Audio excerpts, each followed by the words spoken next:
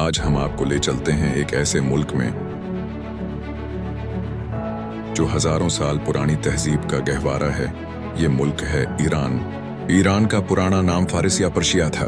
3000 साल से भी पुरानी तारीख रखता है ये मुल्क।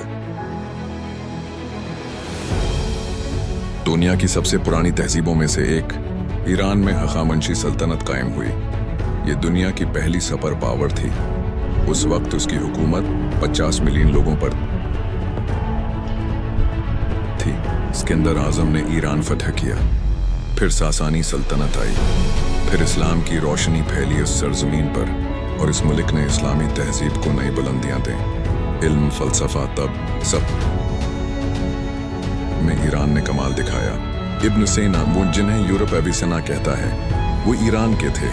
उन्होंने तब की वो किताबें लिखी जो सदियों तक पढ़ाई गईं। हमर ख़याम, मशहूर रियाजीदान और शायर रोमिया, जिनकी शायरी आज भी दुनिया भर में पढ़ी जाती है। ये सब ईरान की सरजमीन के सपूत थे।